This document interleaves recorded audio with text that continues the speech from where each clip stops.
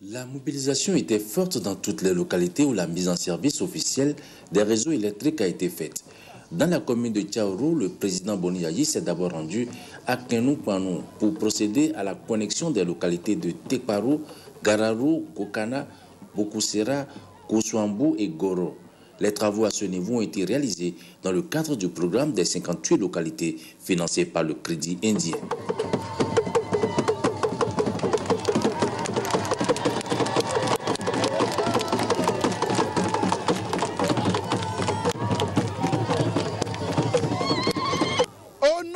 Principe de la prospérité partagée, le président Boni Yayi nous a instruit au point que toutes les localités rurales de notre pays soient électrifiées d'ici 2016. Est-ce que vous savez ce qui est fait à Kenou-Panou et environ ici? Est-ce que vous savez? Yayi Boni, avec son gouvernement, a dû mobiliser près de 900 millions de francs CFA. 900 millions pour construire 22 km de haute tension, de moyenne tension, 15 km de basse tension et près de 100 lampadaires. C'est à Betoro que le chef de l'État a officiellement mis en service le réseau électrique reliant les localités de Sebo, Sanson, Passantona, Yébessi et Kwessou. Les populations ici aussi étaient en liesse et le ministre Barthélemy Kassa a rappelé l'importance de l'énergie électrique qui permet non seulement d'avoir la lumière, mais de développer les localités desservies. Le même geste qui apporte la lumière, le président Boni Yayi le fera aussi à Sinandé. Les travaux d'électrification dans cette commune ont été financés par le budget national dans le cadre du projet d'alimentation en énergie électrique des 10 chefs-lieux de communes qui étaient jusque-là dans le noir. Après avoir exprimé leur gratitude au chef de l'État, les populations de Sinandé ont demandé encore l'extension du réseau à d'autres localités de la commune. Une commune qui vient dans le Bargou en tête en matière de production du coton et qui a souhaité la mise en place à temps des intrants et saluer les nouveaux prix fixés par le gouvernement ainsi que les prix incitateurs d'achat du coton aux producteurs que le gouvernement vient d'arrêter également. À Kalalé, les préoccupations demeurent les ouvrages de franchissement qui se sont effondrés. 12 ouvrages au total se sont effondrés, occasionnant de nombreux accidents mortels et si rien n'est fait, a-t-on appris aussi, Kalalé sera coupé du reste du Bénin. Mais déjà, la préoccupation de la commune en ce qui concerne l'alimentation en énergie électrique vient d'être satisfaite. Kalalé a désormais la lumière grâce encore au projet d'électrification des 10 chefs-lieux de commune. Les populations de la commune ont réitéré leur soutien indéfectible au chef de l'État et lui ont souhaité une longue vie. À partir de Kalalé, le chef de l'État s'est adressé à tous les Béninois. Je suis pour l'intérêt général, mes chers compatriotes. Je ne vous laisserai jamais. À partir de Kalalé, je m'adresse à tout le peuple béninois. Tout ce qui me reste, c'est votre bonheur et votre prospérité. L'électricité, je crois, vous en avez ici maintenant. Vous avez entendu le ministre Kassa. Ça sera fait. Et dans les 2 années à venir, toutes nos localités, sur toute l'étendue du territoire national, seront électrifiées par la grâce de Dieu Tout-Puissant. Vous avez compris? Le chef de l'État a demandé encore aux populations d'adhérer au programme Sécurité pour tous et aussi au programme 9 millions d'arbres pour 9 millions d'âmes.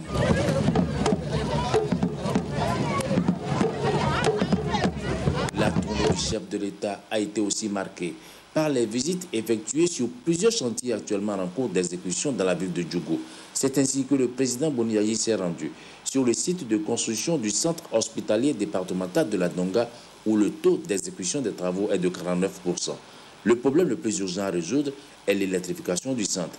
Il y a ensuite les questions liées à la voirie et au réseau divers, l'équipement du centre, le déploiement du personnel et le paiement des décomptes aux entreprises pour la finition des travaux. Si les travaux du sillage des Donga sont financés par le budget national, l'hôpital de zone est plutôt financé par la BID, la Banque islamique de développement. C'est l'hôpital de l'Ordre de Malte qui a été transformé en hôpital de zone pour desservir les 3 communes Djougou, Kopargo, Waki. Le président Boni Yayi a pu voir le scanner dont l'hôpital avait tant besoin et qui est opérationnel depuis janvier 2012 grâce à la coopération avec la France.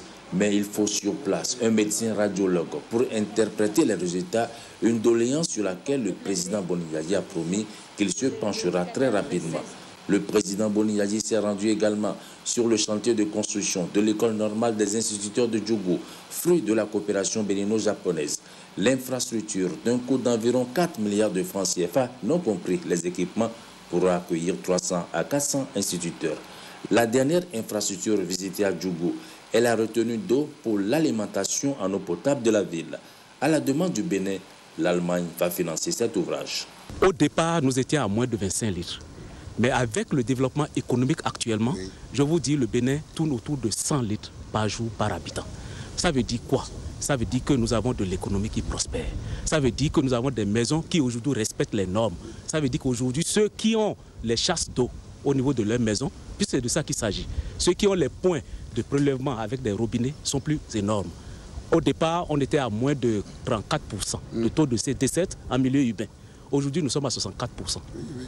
Alors, avec à cette allure, je vous jure qu'en 2015, nous serons à plus de 75%. Voilà, donc nous avançons, Monsieur le Président. Je sais. Nous avançons. Je crois qu'à l'attention de mes chers compatriotes, de tous les objectifs du développement pour le millénaire, l'accès à l'eau, les Béninois ne s'en rendent pas compte. Le Bénin fait partie des pays qui ont avancé.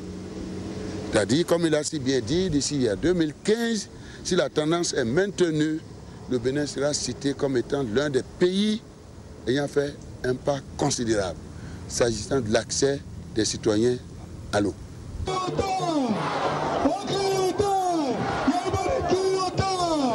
C'est au stade de Djougou que le président Boni Yadi a rencontré la population de la ville. Une population qui a remercié le chef de l'État pour les actions de développement qu'il ne cesse d'entreprendre pour toutes les localités du Bénin.